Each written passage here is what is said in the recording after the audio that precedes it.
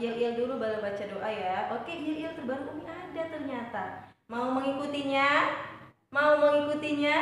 Oke, dengarkan ya dan ikuti biar hafal. Oke, dengarkan Umi. Kalau Umi katakan tepuk semangat, apa yang akan dilakukan? Ikuti Umi. Tepuk semangat. Hu. Ha. Cis, dar, Allahu Akbar. Kayak mana? Tepuk semangat. Hu. Ha. Cis, dar, Allahu Akbar. Pinter, ulang-ulang ya. Kayak mana il kita yang terbaru. Oke, anak Umi yang soleh dan soleha, sebelum belajar jangan lupa baca doa. Setelah baca doa apa? Murojaah. Jangan pernah ditinggalkan murojaahnya ya.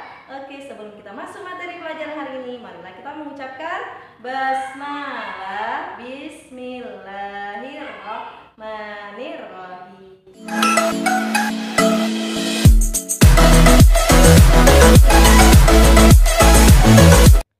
Baik anak Umi yang soleh dan soleha, hari ini kita pelajaran bahasa Indonesia. Pelajaran bahasa Indonesia kali ini masih membahas tentang gagasan pokok dan gagasan pendukung. Oke, anak Umi yang soleh dan soleha, yang mana sebelumnya Umi sudah menjelaskan apa yang dimaksud dengan gagasan pokok, apa yang dimaksud dengan gagasan pendukung. Ada yang masih ingat? Ada yang tahu? Ya, pintar. Apa yang Umi bilang, apa yang Umi katakan di sini dituliskan di buku tulisnya ya nak, biar tidak lupa. Gagasan pokok adalah ide pokok yang dibicarakan di dalam sebuah paragraf. Jadi gagasan pokok itu apa? Gagasan pokok itu adalah ide pokok yang dibicarakan di dalam sebuah paragraf. Yang sering dibicarakan di dalam paragraf itu, di kalimat 1, kalimat 2, dan kalimat 3, itu yang dibicarakan selalu. Berarti dia termasuk dengan gagasan utama. Bagaimana cara menemukan gagasan utama? Atau yang sering kita katakan menemukan gagasan pokok. Bagaimana caranya? Nah, setiap paragraf itu mempunyai gagasan pokok dan gagasan pendukung. Jadi, kalau kita mau menemukan gagasan pokok di dalam satu paragraf, maka baca dulu semua kalimat yang ada di dalam paragraf itu. Kalau kita mau menemukan semua gagasan pokok di dalam teks itu, maka baca semua paragraf, seluruh paragraf yang ada di teks itu. Sebagaimana sudah Umi jelaskan sebelumnya, di dalam wacana itu terdiri dari beberapa paragraf, sedangkan di dalam satu paragraf terdiri dari beberapa kalimat. Oke, satu-satu dulu. Kita menemukan gagasan pokoknya, kita temukan satu-satu dulu di dalam paragraf. Jangan dulu ke semuanya. Contohnya, di dalam satu paragraf dulu, kita baca dulu satu paragraf itu dengan cermat. Setelah kita baca satu paragraf itu, kalimat demi kalimat kita baca. Kalimat pertama, kalimat kedua, kalimat ketiga, sampai kalimat selanjutnya. Yang mana minimal satu paragraf terdiri dari 3 kalimat. Setelah kita baca, kita temukan di sana apakah gagasan pokoknya itu ada di awal kalimat, atau di akhir kalimat, atau gabungan awal dan akhir kalimat. Yang artinya pokoknya gagasan pokok itu adalah ide pokok yang biasanya dibicarakan di dalam cerita, di dalam paragraf itu, yang biasanya yang diulang-ulang di dalam paragraf itu. Itulah gagasan pokoknya. Oke, Umi ulang contohnya seperti yang kemarin. Contohnya masih tentang batik. Coba kita lihat, kita analisis di dalam paragraf satu paragraf itu yang berisi tentang batik. Di kalimat pertama, ada berapa kalimat di sana? Ada berapa yang ditandai dengan titik? Ada 1, 2, 3, 4, dan 5. Ada 5 kalimat. Satu paragraf yang judulnya batik itu terdiri dari 5 kalimat. Oke, sudah menjelaskan sebelumnya, minimal 3 kalimat akan membentuk satu paragraf. Ini sudah melebihi 3 kalimat, maka dia sudah dikatakan sudah menjadi paragraf. Nah, Bagaimana cara kita menemukan gagasan pokoknya? Coba kita baca cermat kalimat pertama sampai kalimat kelima. Yang dia ceritakan di sana tentang apa? Coba lihat di kalimat pertama. Dia menceritakan batik itu, dia menjelaskan tentang batik. Batik itu adalah kain tradisional Indonesia.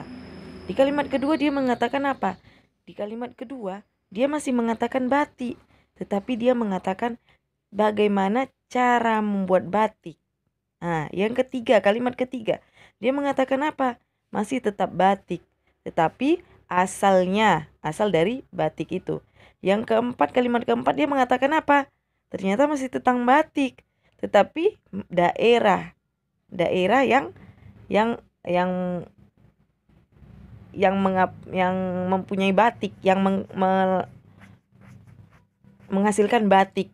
Nah, baru apalagi di kalimat yang terakhir, kalimat kelima. Kalimat kelima masih daerah.